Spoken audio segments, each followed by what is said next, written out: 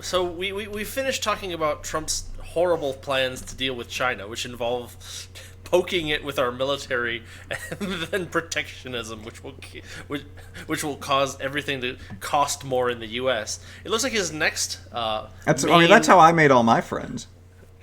what by poking them with giant Remember ships? when I showed up at your door and I had like a bayonet? Yeah, that was awesome. Are you are you saying that this is actually a good idea? It's only a good idea when I do it. I guess so. That's probably how he thinks. It probably is. Run deficits? That's a horrible idea. But I could Except do when I it do right. We just need the right people in charge. Yeah. Just me. haven't done it right yet. Yeah, it'll solve all the problems. All right, so I'm going to go ahead and read the blurb before I actually click on this. Okay, so The this is current- Veterans Administration reforms, right? Yes, the Veterans Administration reforms. This is Yep. this is his plan. This is his little blurb. The current state of the Department of Veterans Affairs is absolutely unacceptable. Over 300,000 veterans died waiting for care. Corruption and incompetence were excused. Politicians in Washington have done too little to slowly fix it. Oh, too little too slowly to fix it. Yeah. This situation can never happen again. And when Donald J. Trump is president, it will be fixed fast. He realizes that he doesn't mean can. He means should, Shouldn't. right? Shouldn't ever happen again, or should never happen again. How's he yes. gonna? How is Donald Trump going to fix the problems? Once he's caused president, by, it can't happen again. I When he is in charge. Holy shit! No, I just clicked on it, and now it says up at the top that my browser is not configured correctly to visit the Donald J. Trump website. For full functionality, I need to enable JavaScript, and so I'm not going to do that. Okay, well, I've got this one. No, I can still see it. I can read everything. That's the best part. Oh, so Is that, you like can view it just can't animate or something like that. What is there like a dancing Donald Trump gif? Oh God, that'd be great. Like if you made remember all in the of '90s when everyone had those Yeah, little gimmicks? we're- Wouldn't it be great we're- if there was like a mouse, one of the ones that followed your mouse cursor, and it was just Donald Trump dancing back and forth, swinging his elbow? No, do you remember that insufferable dancing baby little short video? Like one of those, but with Trump instead, like a big-headed Trump character. That would be. I might vote for him if he had done that. He's the throwback president. Not just the throwback president. He'd be the only, that would be the only evidence of him not taking him. That would be enough evidence that he does not take himself very seriously. That'd be like, okay, I'm on board. Okay. He is the president of Mountain Dew and Doritos and Taco Bell. Well, I mean, yeah, basically. The working man. I think that would be the video gaming man. The man. Well, you said Doritos and Mountain Dew and Taco Bell, so maybe he's like a toilet man. Let's not delve too deeply into that dark corner of. We're already on a page called Donald Trump positions. I don't want to. I don't want to extend the metaphor anymore than we have to. You know, I'm probably happy that there aren't any images loading. All right. So let's see. The guiding principle of the Trump plan is ensuring veterans have convenient access to the best quality care. So he's for Obamacare. I like the idea that he's going to fix the. This is exactly the top men, statement. It's like, well, socialized medicine would work if I did it. That's exactly what this is. Okay, well, I guess we haven't read it yet, but I unless his plan is to privatize the VA, which I doubt, right?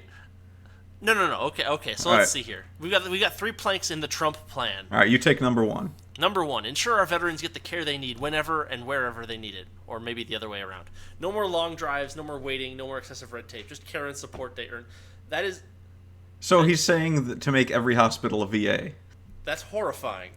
I mean, that's what he's saying when he says no more long drives. I guess there's two ways this could go. This could be we're going to point a gun at everyone that doesn't want to handle veterans and tell them to handle veterans. Yeah, well, he says no more waiting for backlogs. I mean, at some point you have to wait for things. But like you can't just declare that there won't be any more waiting lists. Yeah.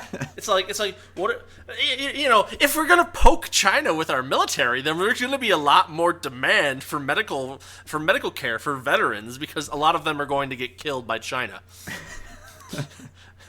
And many of them will be wounded. Only veterans receive health care from here out. I suppose. Oh my God, that's horrifyingly brilliant in like a evil. Well, no, it really is dictator. Because I mean, we can draft women now. It's like No, I want you to think about what I just said. We can draft women now. Yeah, I know. More waiting for no more veterans waiting for healthcare. Nobody else but veterans can get healthcare. Only veterans can get healthcare. But we're all veterans now. They need all of it now. Yeah, we'll just draft everybody. Yeah, we'll just draft the entire workforce. We'll pull an FDR and we'll draft the iron workers and have them go back to work in the factories. Even the legless ones? Yes, especially the legless ones. All right, so essentially what he's... Okay, so let's see. Let me relate it to video games, since we don't talk about video games enough, and we should. We need to talk about video games more. It's much more important than any of what we're looking at right now. That's 100% true. So this is basically Donald Trump being Sony and saying no more waiting for downloads. When did Sony say that? Sony never said that. What I'm saying is that you can sit in your living room and order a video game without even getting up out of your chair, but you still have to wait for the download, because there are things that take actual time. There are things that take from point A to point B on the timeline, and there's nothing you can do about that. What you're saying is that time is a scarce resource. Well, I mean, like doctors. Let's not go crazy here and make statements that we can't, see as obvious on their face. Statements that we can't take back, like time. It moves forward, and we can't take it back. All right, so plank one is never wait for anything. I mean, is there actually a plan to do this? No. There's no wait. No. There's not even any actual. I'm kind of skimming here, but like. Okay, so there's these 3 points, and then each of those points is elaborated below. So I'm going to kind of look at the elaboration for this point. They say that, so the first sentence in his elaboration on point 1 is that, the politicians are just, sitting in their chairs and blindly throwing money at the problem, and it hasn't worked. And then wait times are going up because the VA lacks the right leadership and management. Top men again. It's time we stop trusting Washington politicians to fix the problems and empower our veterans to vote with their feet. Okay, so here's his the way that he's going to do this number 1, ensure our veterans get the care they need. All veterans can bring their veterans ID card to any doctor or care facility that accepts Medicare to get the care they need immediately. So yes, his plan is to force doctors to treat VA patients if those doctors also treat Medicare patients. And the way that he does that is by saying that if they don't treat the VA patients and the Medicare patients, then they won't get any payment for their Medicare patients. So the actual result is going to be that a bunch of doctors are going to stop treating Medicare patients.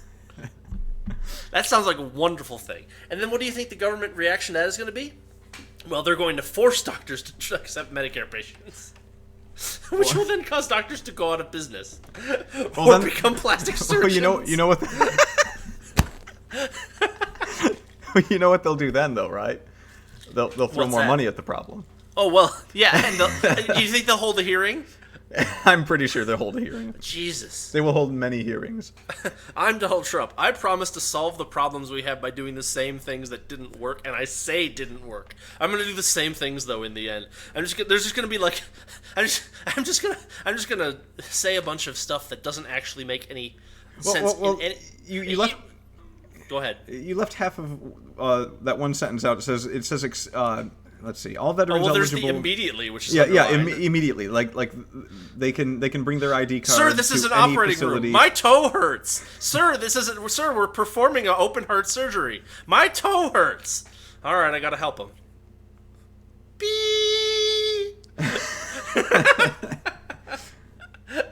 see. The power to choose will stop the wait time backlogs and force the VA to improve. No, they'll just be waiting at other hospitals. No, they won't be waiting. Everybody else will. Oh, okay. I'll read point 2. All right, point 2. Support the whole veteran, not just their physical health care, but also by addressing their invisible wounds. Oh, boy. Investing in our service member... Okay, no. People, when they talk about veterans, people realize that post-traumatic stress disorder, the way it affects veterans, is exactly the same as the way it affects everyone else, and it's the exact same thing, right? Like people who suffer from that because they were shot at on a battlefield or they saw someone get shot in front of them, people who suffer from that, they don't experience some much greater trauma than someone who experiences their friend being shot in inner city Detroit in front of them. It's the same post-traumatic stress disorder. And it seems like people always attach some kind of special significance to it when it happens to a veteran. It's like, no, it's a problem that you try to solve any way that you would solve with anyone else. Yeah, but it's almost like this religious thing where it's like it's like, no, this automatically makes someone venerable. Well, I mean, okay, so the one thing I'll say is that I suspect that the PTSD that's suffered by veterans is probably more endemic. Yes, definitely, but it's not special to veterans. It's a thing that. But the point that I'd like to make on the side is that it's not. It's the reason that it is more endemic is that we are constantly adventuring overseas.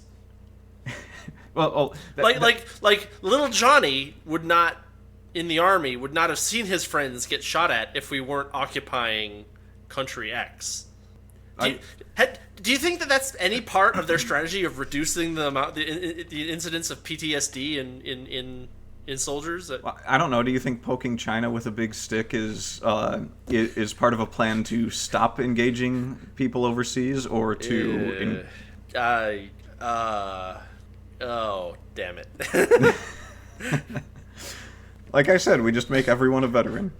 Well, then the other part of this is that they're saying that he seems to be saying, okay, so Trump plan treats the whole veteran, so we're going to go to the details on the Trump. Increased funding for PTSD, traumatic brain injury, suicide prevention services. Increased funding for job training and placement services, educational support, business loans. Transform the VA to meet the needs of 21st century service members. Better support women veterans. Okay, so let's take a look at these. Don't women veterans get the same crappy health care that regular veterans get? According to this website, it is a fact that many VA hospitals don't permanently staff OBGYN doctors. It's hilarious that we are so inundated with Trumpism on this website. I just called them female veterans and the other ones regular people.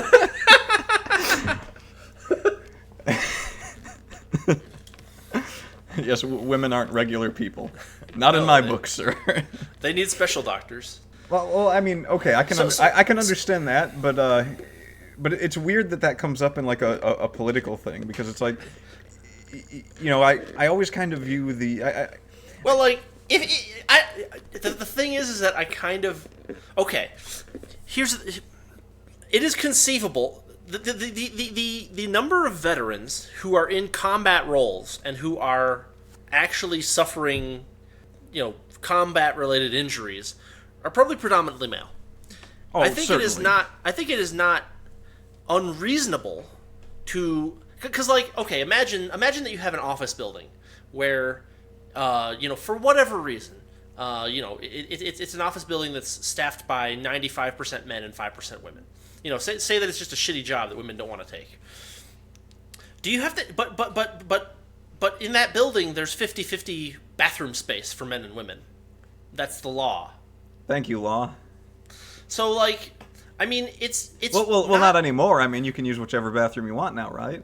In some states, but but it's like, this is one of those things where it's like, it should be equal for both because equal, right? But then it's like, no, you see, because if we make it equal, then we just have a bunch of wasted resources. And then later on we get to call that and then later on we get to complain about fraud, waste, and abuse, but that's not any of those three apparently, because it's just a bunch of unused space. But they need to be equal. So it's one of those things that's like the government is going to shit all over everything anyway, because you see, the government doesn't have price signals to determine whether they need to increase, decrease, or hold steady the proportion of OBGYN doctors to other doctors. Well, I mean, while we're Price signals would fix this problem. Instead, what you have is some jackass in a hearing arbitrarily deciding that the number needs to be this or that. And then 3 years later, when the complaints work their way up the bureaucratic chain. By the way, complaints working their way up the bureaucratic chain have a tendency to get filtered in a unsymmetric way. Then they're like, oh, well, we have too many doctors, and then they lower the number of doctors. And that makes things worse because, it turns out that the complaints that were getting ignored preferentially were the ones that were asking for more doctors. Things like that. It sounds to me like you're suggesting that they privatize, but there's a problem with that. Well, that's what I suggested at the very beginning, yes. There's a big problem with them privatizing it. Yeah. Everyone automatically knows privatizing things is bad. Well, That's all I got. That's all I got. Everybody thinks that instinctively because they've all been indoctrinated through at least 12 years of government schools. But I mean, It couldn't possibly... You could not possibly run anything by taking in money, seeing what people are buying with that money, and selling more of that product. Well, you can't do that. It just wouldn't work. It wouldn't work. Even the way you're when talking people buy about orange crayons from me, and I've got orange and black crayons, I still have no idea whether I should be selling them orange or black crayons. I have no idea. No idea. It's just $500 today for orange crayons, $0 for black. But I feel like I should put all the black ones out on the shelf. Yeah, maybe. I don't know. Clearly, if you're not selling equal amounts of each color crayon, the people who are buying the crayons are racist. Well, what's kind of weird, though, is that we have had women in the military for a long time. Now, they haven't been all combat. It hasn't been a ton of combat roles. Yes, roles, I get that. But it should have been obvious to anyone that maybe have a if I may butcher the term, obgyninin doctor. I always read it straight when I see it written. It's obgyn. Yeah, I yes. But it's like, are there veterans hospitals that like they shouldn't they know if they are regularly getting like a female veteran in and no, but they can't. They don't have the authority to change the distribution of their doctors is determined. Yeah, that's my point. It's like, but they have these statistics. So look at how long it takes for them to get. No. You're giving them way too much credit. Remember that the statistics are collected by government bureaucrats. Think about what kind of time delays and what kind of error ratios you expect to find in those statistics. I guess I was thinking about it backwards. I was thinking, okay, so they have the statistics, and then I was thinking that all the slowdown was coming when they send the statistics in and they ruffle through it and they try to figure out what they should do. No, it happens at all levels. So even at the level where they're collecting it, it's just massive incompetence. I wouldn't doubt it. Massive incompetence. I mean, well, I don't know. I'm trying to think of like. Collecting the information is probably not that hard. Yeah, collecting the information it's probably done extremely slowly because there's no incentive to do it quickly. But then, like, there maybe like okay, so they have a collection of data. Like, how many months do they wait before they send it to someone? Before some bureaucrat at the Veterans Affairs gets their hands on it and says, okay, well, we need to.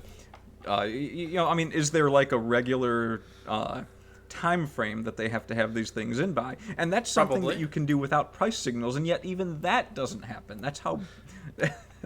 Yes, I mean, remember, there's no incentive for the bureaucrats to get the numbers in time. Or maybe there is, but I mean, it's still going to be slower and less accurate than simply looking at price signals.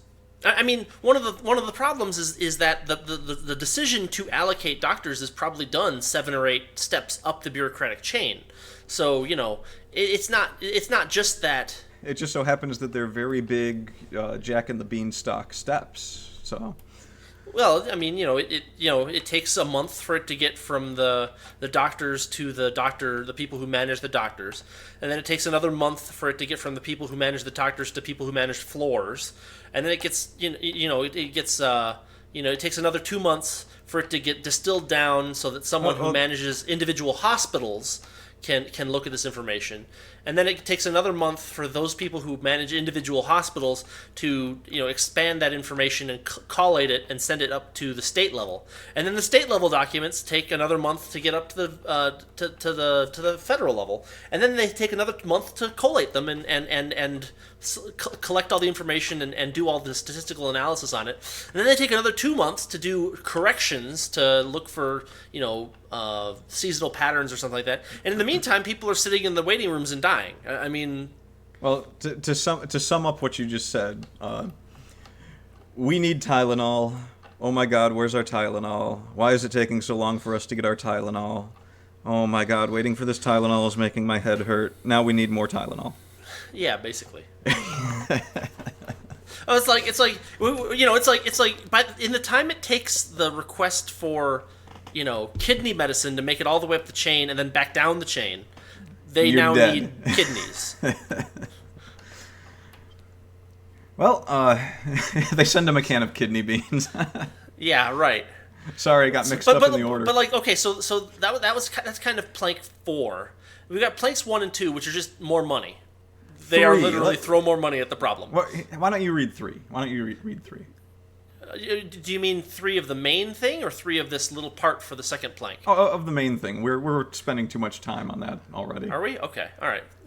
Number 3, make the VA great again, which I think is probably already wrong, by firing the corrupt and incompetent VA executives who let our veterans down, by modernizing and by empowering the doctors and nurses to ensure our veterans receive the best care available in a timely manner. So by throwing money at it. Yeah, well, by throwing money at it and people out of it, and then other people into it. Other newer people that we must assume are better and therefore deserve a bigger paycheck. Yeah. Okay, so we've got 6 more planks, sub planks for this plank. So the VA healthcare program is a disaster. Here's six things that the Trump wants to do in order to fix the Trump. The William. He should Dudley? talk about himself in the third person. I am the Trump. Yes. If he was a robot, would you vote for him? I don't know. I mean, robot it's too much. There's too much overlord there. I think no. Even if his entire plan was auto-generated? Well, like a Twitter robot? If it were gibberish, I might consider it. He was the best president ever. He got so much done. I can't understand anything he said. But... All I know is that every law has a 1 in 3 chance of getting vetoed, and I'm okay with that. So his subplank. Oh my God! What? That's brilliant. I think at the next go around, I'm going to run for president. I'm just gonna create an algorithm that makes all my decisions as president for me. And I'm going to tell people that that's my plan. My plan is to write an algorithm which will solve all of my problems. It's just like, there was a flood in India. War. Attack them. And by algorithm you mean a custom magic 8-ball. Yes, a random number generator. It's basically a big game of D&D. Yeah. 2D20 nuke Iran. So we've got 6 subplanks here. No, is it 6? Yeah, it's 6. So plank number 1 is fire the corrupt and incompetent VA executives that let our veterans down. He's just going to fire people, which, where are you? I'm on the subplanks for make the VA great again, near the bottom. I was looking at the wrong one. Yeah. There will be no job security for VA executives, so you won't have any VA executives. Well, no, you'll still have VA executives, but it's not that. What's going to happen is it's going to turn into a game of blame hot potato. Yeah, I guess you're right. How do you determine, when you have a process that is by itself, top down, and then information trickles up and orders trickle down, who's responsible for. I mean, the whole problem. This is something that Mises talks about in his book Bureaucracy. The whole point, the whole problem that there is with bureaucracy is that it runs on rule books. So like, it's not the bureaucrat's fault that he's following the rule book per se. Do we rewrite all the rule books? Do we, how far up do we go in this process? And how do we assign blame? I mean, you have a point in that if we're just firing people willy nilly, then there will be a lot fewer applicants for those jobs. Yeah, no, I see your point though. You're saying that if you want that job, you take that job and then you just figure out who to blame when there's a problem. You just make sure you know who to blame. So little will change, basically. Okay, so then we've got subplank 2, end waste, fraud, and abuse. We didn't even address this one. Everyone always says that. No one ever has a plan to actually identify it. Well, he says he'll, quote-unquote, clean up the VA's finances, which doesn't mean anything. Well, he says that he's going to get rid of discretionary spending, which is the days of $6.3 million statues and fountains. So he's just going to make the VA facilities. Well, no, but this already goes against his plank 1, which is we're going to get rid of VA facilities and have regular doctors treat the VA people. Just let them use their cards with regular doctors. So already you don't need. I mean, if you're going to do that, then turn the VA hospitals into regular hospitals as well. Sell them to someone in the private sector that wants to run a hospital. Yeah, But then he says modernize the VA in the third one. Yeah, I know. So he's just going to throw money at it. Yes, he's throwing money at it. 20th century. He's definitely throwing money at it because he's saying with 20th century technology, we cannot serve the 21st century service members and their needs. The VA, because mankind has significantly evolved in the last 17 years. Yeah, we have totally new technology. Our body chemistry is completely different. Yes. Look at the last sentence. All veterans should be able to conveniently schedule appointments, communicate with their doctors, and view accurate wait times with a push of a button. You can do that in the private sector. We're a pretty socialized. There was a website that was brought up that was constructed by the government in order to allow people to sign up for health insurance, and it was supposed to allow you to conveniently look at different plans and conveniently. They're gonna fail, is what I'm saying. It will be built by a bunch of just barely out of college programmers who are led by a bunch of idiot bureaucrats who are in turn led by a bunch of even more idiot bureaucrats who are in turn led by an even more idiot bunch of bureaucrats. Until we've got enough of them that everything works. Or until the Earth collapses into a black hole, whichever comes first. One of those will come first, I assure you of that. Yes. Look at the fourth one. Just empower caregivers. Empower the caregivers to ensure our veterans receive quality care quickly. There's a pizza place around where I live. It's called Sylvie's, and they have this great sign that says you can get quick service, great service, and friendly service, but you can only get 2 out of the 3. So caregivers should be able to streamline treatment plans across departments. Oh, okay, the caregivers don't take care of that. They have people for that. It depends on how you define caregivers. He might be talking about doctors, in which case doctors are dealing with treatment plans, but like... Well, no, they don't streamline the plans across departments, though. They hire they hire accountants and things to do that, and lawyers and whatnot. Wait, across departments? What the hell? I don't know what are they talking like interdepartments? When he says treatment plan, does he mean treatment plan for an individual, or does he mean a treatment plan for treating how to treat a group of people? I mean, it makes sense if he's talking about streaming the treatment plan for an individual across departments. Like, it's like, okay, Bob, this problem and this problem, this problem, but like, it seems realistic that but I don't think that's what he's talking about, because he's like to better serve their patients. Wasteful and archaic mindset of the public sector will you. So like he. I want to comment on that. Okay. Where he says. Go ahead. Where he says, better serve the patients. As we have seen from the private sector, the potential for new innovative technology is endless. Okay, one of the big problems is that there's a lot of pressure to have the best equipment vis-a-vis insurance companies and doctors and their relationship. Yeah. And that sounds like a good thing, but that just means that you're constantly keeping the cost of healthcare high because you have an MRI machine that's 2 years old, but someone might sue you if something goes wrong with it and you weren't using the brand newest MRI machine. So you have to buy the brand new MRI machine and charge higher prices to use it. That 2-year-old MRI machine is probably fine. I'm pretty sure an MRI machine from 10 years ago will get the job done quite well. Yeah. But, that's one of the places where these costs come from. And there's always going to be hospitals that have the best. And that's where people are going to go and pay the most money and get that new service. But that's what happens is it starts out somewhere where it's more expensive.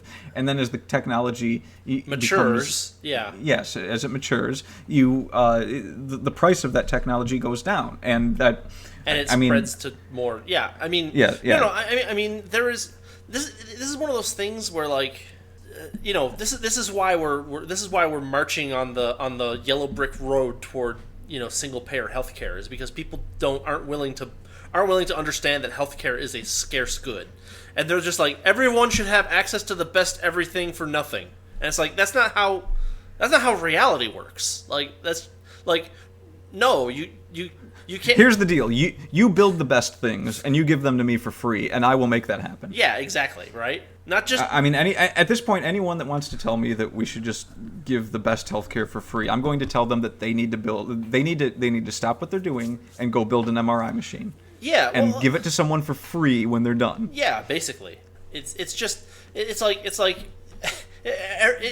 be like me saying everyone should be able to eat all of the best food all the time whenever they want, and it shouldn't cost them that much. And it's like everyone should be able to drive the best car. Everyone should, no one ever says these things for other things, but it's because it's healthcare. People are like, oh, well, it should just be, I mean, it's your right.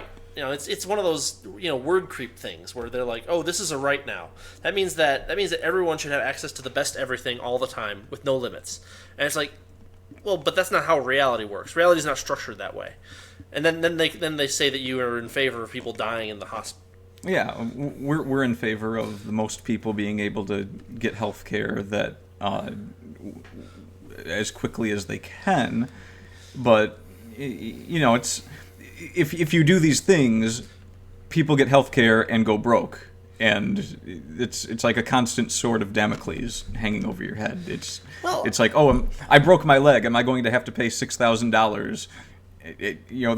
Especially with so many people living paycheck to paycheck, it's like I don't have $6,000 in the bank right now. Right. And my deductible is $5,000. So. Yeah, that's it's just one of those. It's only going to get worse. I mean, parts of it are going to get better, like the ability to, like if you can pay for it, the care that you're going to get is going to continue to improve. But like, it's just funny how everybody wants everything, but the minute you suggest to them that more choice should be given to the consumer, you're a monster. Well, it's like one of the effects that Obamacare has had is pushing deductibles through the roof, and what a deductible more or less is if something like it means that you have to spend that much money as though you don't have insurance until you spend that much, and like. Putting a cast on a broken leg should not cost $6,000, but because of the way that the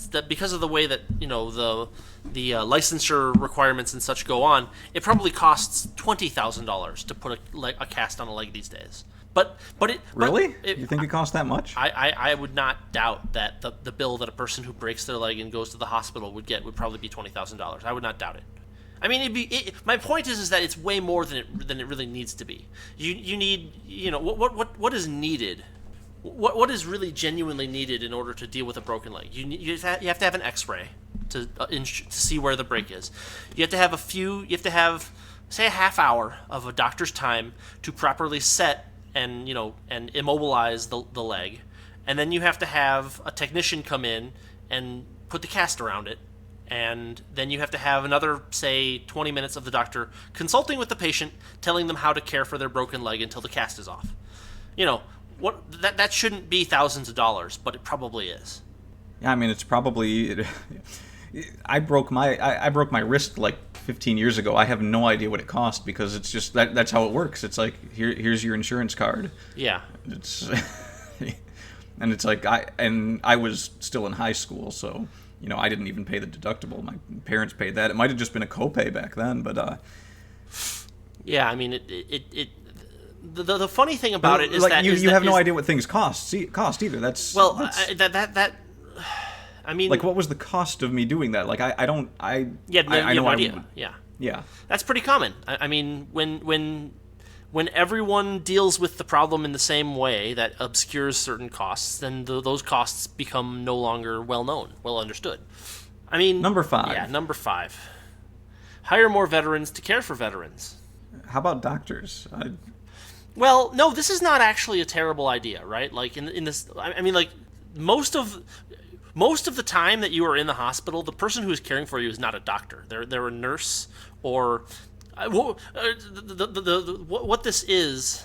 All right, so, no, I see what you're saying. So, I mean, let's see. To increase the number of veterans hired by the VA, this plan will add an additional 5 points to the qualifying scores of veterans applying. So this looks like it's one of those kind qualifying. Yeah. So like, it's a government job. Qualifying score. It's a government job, so you take a test in order to apply for it, or something like that, or your application is scored on a rubric, and this will add 5 points. It's like affirmative action. Yeah, I was gonna say that's like if I take a test to be a surgeon and someone's like, oh, you have green eyes, you get 5 extra points on this test, and like I would have failed it before, but now I passed it, so now I'm a surgeon. Well, I don't think they're going to make them surgeons, but the people. I'm just saying. I'm just taking an extreme example. It's like it's a test. The people who do, yeah, but I mean, like the test works if it actually tests for things that help. And I could at least make the argument that hiring someone who is themselves a veteran to care for other veterans might actually improve things simply due to sympathy. That's a big deal. Is that if you're and I guess they wouldn't be applying for the job if they didn't want to do that kind of thing for fellow veterans. Well, yeah, I mean they wouldn't. So yes, that's true. So we can give 5 a pass. I mean, not necessarily a complete pass because that. But there's not that much there. I don't think there's too much negative about it. There's not really much. It has the potential to actually be positive if it's actually implemented. I don't know. The best part is that would probably get amended out of the bill that they passed to change things hypothetically, right? It's like, oh no, that's discrimination. It's like, no, but it's the kind of it helps because they're sympathetic to the god damn it, right? Anyway, number 6, embed satellite VA clinics in rural and other underserved areas. Embed satellite VA clinics within hospitals and other care facilities in rural. Okay, ensure veterans to have easy access to care in local hospitals and care facilities. Well, I thought the plan was to just let them go to these hospitals and present their cards. Now they're talking about embedding a Veteran Affairs office in a hospital. I mean, so like everyone else is going to be like, that's the dark part of the hospital we don't go to. I mean, it's like we don't know what's down this hallway, but we know it's not good. Yeah, it's this really doesn't say. It doesn't say much about what that actually means. Like this would be if in theory the changes that are made to the VA makes the VA good, then embedding satellite VAs might help. But this is again just throwing money at the problem, basically, right? Well, we don't want to do that. Right. So that also. No, he said he wants to stop doing that. So that can't be what this is. So they're not going to do number 6. All right, I get that. Yeah, that makes sense. Yeah, he's just not going to do anything. Hey, apparently I can Instagram this page. I don't know what that does, but. What is Instagram? Have you ever used it? I have no idea what it is. I've never used it. I think it's like you send images to people or something like that. I thought it was like some kind of scale or something. It could be. A very quickly reading one.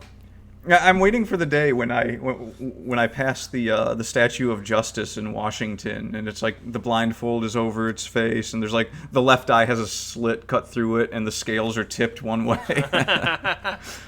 All right. So it looks like we've kind of gone through this one. It's mostly just throw more money at it and do a bunch of things that probably won't work, and then do a couple things, and then claim that they're going to do a couple things that might work, but probably won't actually get done. We got 2 more to go, and this is hurting. Yeah, it does hurt. It is painful. Second Amendment rights. This is your forte. Let's check it out. So let's see this. Protecting our Second Amendment rights will make America great again. Second Amendment to our Constitution is clear. The right of the people to keep and bear arms shall not be infringed upon, period. Except for licensing, except for, the fact that felons can't, buy or carry firearms, except that... But they're felons. They went to prison and everything. Did they pay their debt to society? Yes. Then are we square? If I pay my debt to you, are we square? As long as you don't ever buy a gun. Uh-huh. But it's like, no, but it's like, it's not even violent felons. Like I could understand, I still don't think I'd fully agree with it. But I could at least understand if it was limited to violent felons. But it's also, like, extended to people who bounce a $500 check. Yeah, well, I mean... That guy's not allowed to defend himself anymore. I've seen a lot of articles written about that, and to me it seems like the law really only exists to continuously minimize the amount of people that can have guns. I mean, we do have more people in prison than any other country right now, so we probably have a lot of felons. I'm just guessing. Well, yeah, we do. I mean, and all those people can't own guns. So. Well, it's not about. Yes, that's generally correct, and like nonviolent. There's so many things that are not actually. Jimmy went out and hurt someone. There's so many victimless felonies that taking the right to bear arms away from felons by default is, I think, a grave injustice. Like Martha Stewart can't own a gun. Well, listen. Or no, she might be able to because she probably has enough pull to get the paperwork filed through. But like the average guy who has a who bounces a check and they decide they're going to throw the book at him. He can't own guns. It's stupid. Well, Martha Stewart could also hire someone as a bodyguard. Should felons be allowed to hire people with guns? Yeah, that's what I was going to get to. I mean, Hillary Clinton does. Well, yeah, I know, but she's special. Well, she's not officially a felon. Well, I mean, everyone's a felon. You probably commit a felony before breakfast most days. I try to. Okay, so you can tell that Trump that's how I pick up women. Yeah. Hey, want to commit a felony? Yeah. I'm 11, exactly.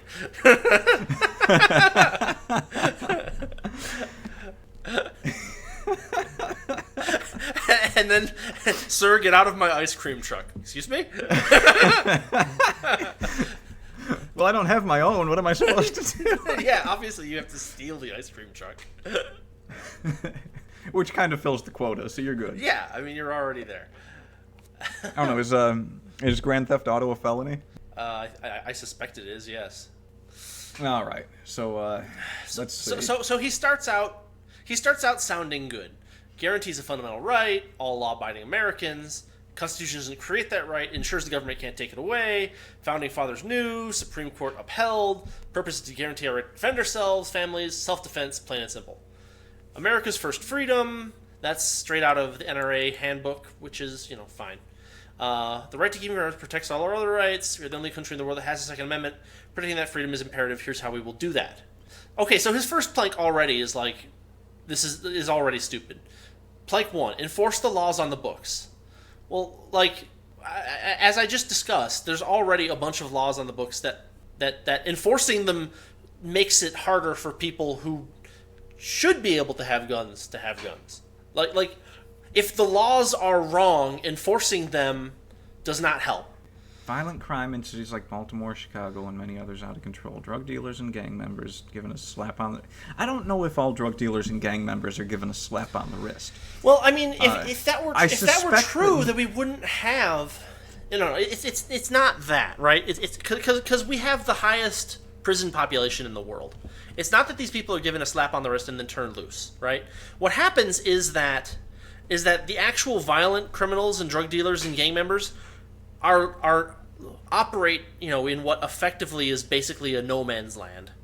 And the people who are getting arrested are the ones who are not actually that violent.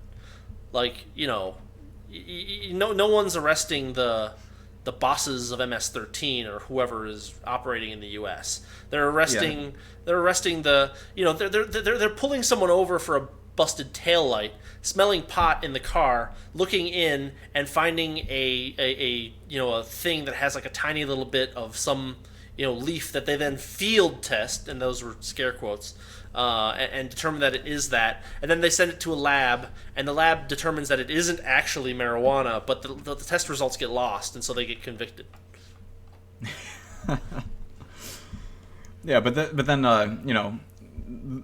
it's people like that tend to get turned loose, quote unquote, on the street, but they're not the most violent offenders. That's why they're getting turned loose. No, the non-violent offenders are the ones that are sitting in the prisons the most, I think. Well, certainly not all of them. They're the low-hanging fruit. They're the easy ones. They're the ones who don't shoot back. Yeah, but there's also so many of them that there's probably a lot of them that get a good case to... No, most of them probably get plead out because they. Oh yeah, I guess they would, wouldn't they? And they get plead out for they get a diminished sentence, but the crime that they committed is technically a felony, so they're done. Well, no, that's what I think though. I think like those diminished sentences. I think that's what he's talking about here. Is like that he's saying that's people being turned back out on the streets, and I think that's where that's coming from. No, but by saying that someone is getting a diminished sentence in a drug-related crime. No. You know that right? Like, but like a person who commits a drive-by shooting is not getting pled down to something that still isn't like 20 years in prison. Yeah, I know. So like that, it's only the people, the guy who gets the guy who. It's like, and then there's the guy who gets pulled over, and they smell it in his car, and he's like, the cop says, "Oh, have you been smoking the marijuana today?" And he's like, "No, what the fuck is wrong with you?" And then it's like, "Oh, that's resisting arrest." It's like, what? Well, no. What I'm saying is like, okay, so like you said, the guy that does a drive-by isn't getting a reduced sentence. No, he might be getting a reduced sentence, but it's still 20 years. Yeah, but no. What I'm saying is, he's saying that people are being turned loose on the street and given a slap on the wrist. Now, where is that coming from? Is that coming from so some guy doesn't he commits a non-violent drug-related crime, or it's said that he did, and he pleads he makes his plea to get a reduced sentence. Mm-hmm. And so it's like, well, this guy should have been in jail for 5 years, but now he's in jail for 3 years, and we're saying that that's turning people loose on the street. Like, is that what's going on? Like, I don't know where he's getting that from. I'm not even sure that it's factually accurate. Oh, I don't think that there's anything. I think that's he just decided to have that say. Well, it's one of those things. It's just like a cookie cutter statement where he's just like, yeah, oh, this is what the Republicans want me to say, so I'm just going to say this. This is what he's not on their side. He's a populist. Yeah. All right, so enforce the law in the books, yada yada. Why does it matter? Blah blah blah. Several years ago, tremendous program, Project Exile. If a violent felon uses a gun to commit a crime, prosecuted in federal court and go to prison for 5 years with no parole or early release. Eric Holder didn't like that. Donald Trump does like that. Murders committed with guns decreased by 60%. In the first 2 years of the program alone, 350 armed felons were taken off the street. Why does that matter to law-abiding gun owners? Because they're the ones who anti-gun politicians and media blame when criminals misuse guns. We need to bring back and expand programs like... Okay, so there's something negative to be said about simply making punishments more draconian. You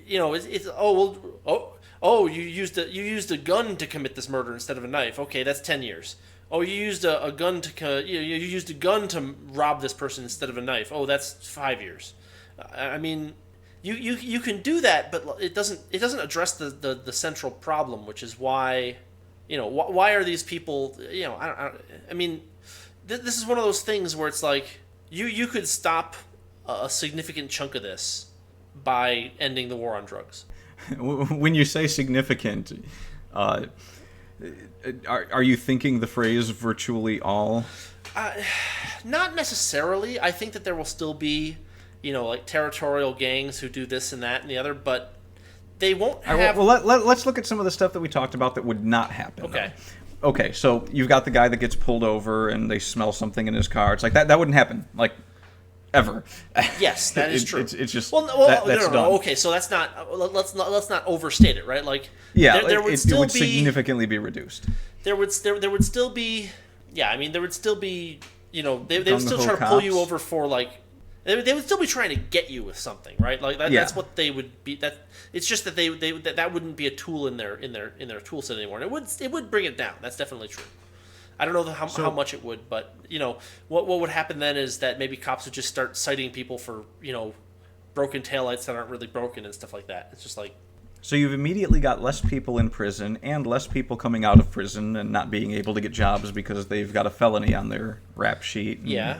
And not being able to buy guns and so forth. How much do you think you reduce the violence of the violent drug lords and gang leaders? Because how much are they? How much is it worth to them now that people can freely purchase and sell these things and use these things? Opposed to the profits that they make on the stuff that they move is probably incredible. And if you eliminate that, then if you eliminate the reason behind having a black market, all those black market profits go away. So, do they still have reasons to be shooting each other and shooting up neighborhoods? They have.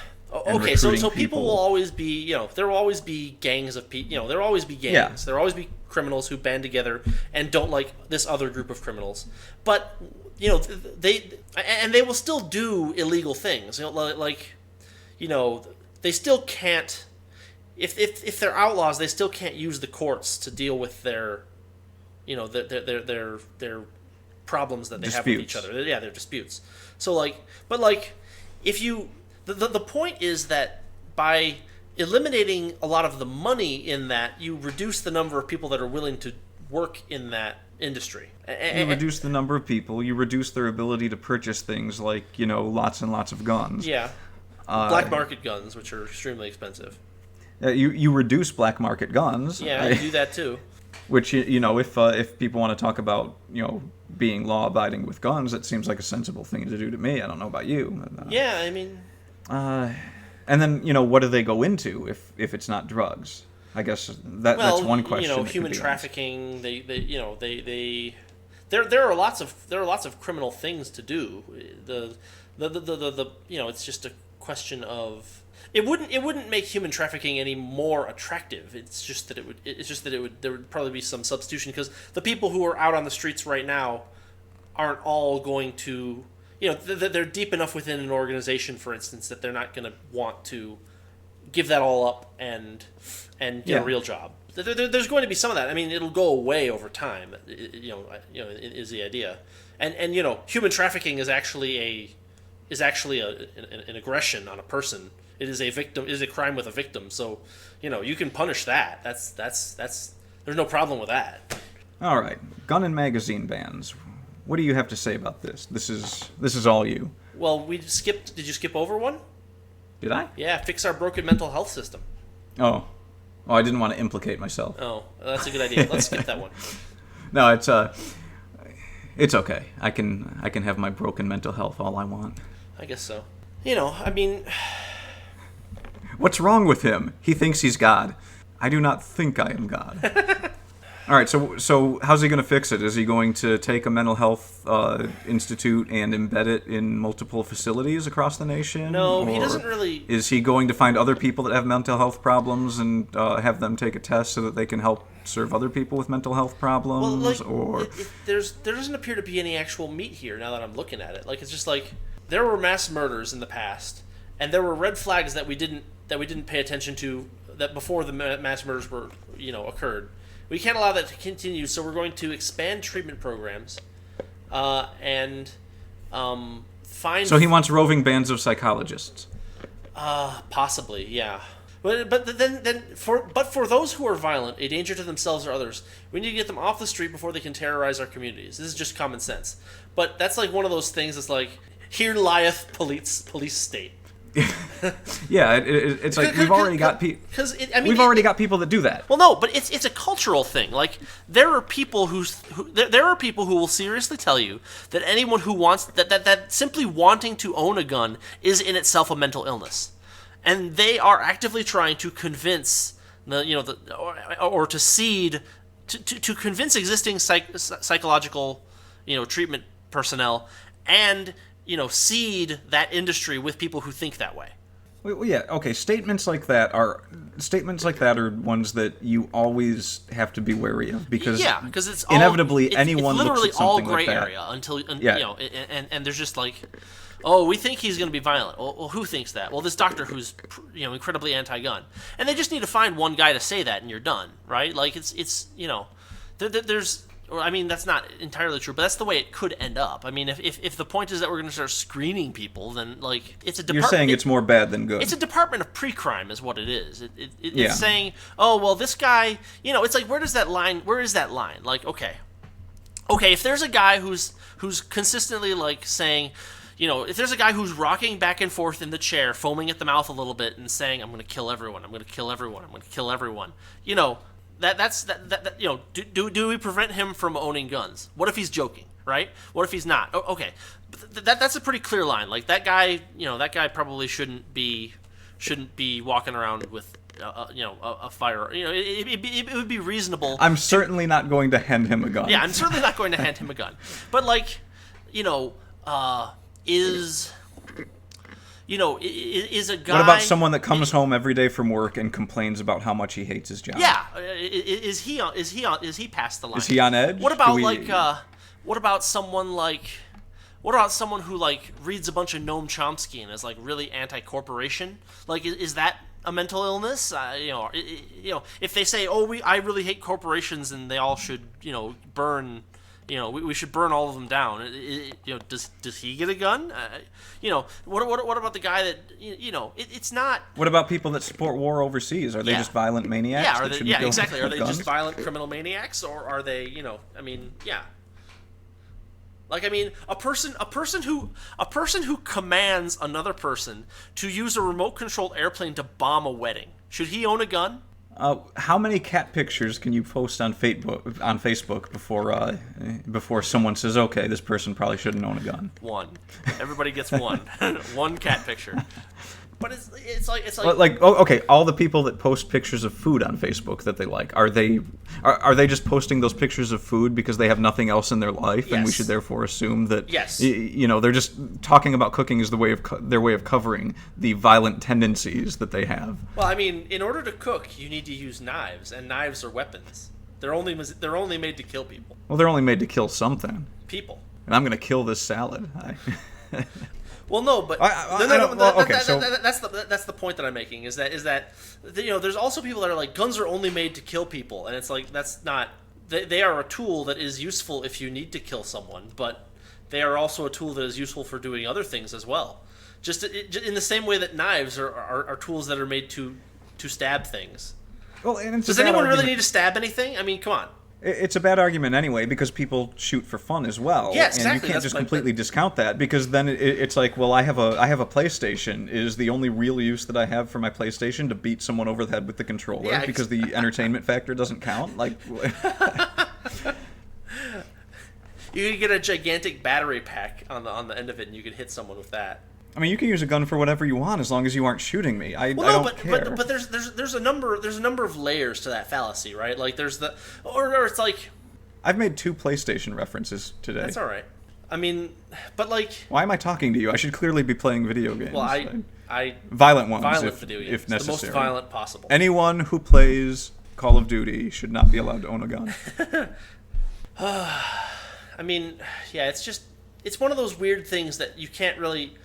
And then, like, what about the guy who in his head is rocking back and forth and foaming at the mouth and saying, I'm going to kill everyone, but, is able to hide it? Like, how do you deal with that? Like, you can't prejudge people. And I mean, one of the cornerstones of Western civilization is the concept of innocence until proven guilty. And any sort of effort to encourage the chipping away at that cornerstone has long range effects on the rest of civilization. Taking away innocent until proven guilty in one instance means that people can say, well, we took away innocent until proven guilty in this instance. I think this other instance is also just as important.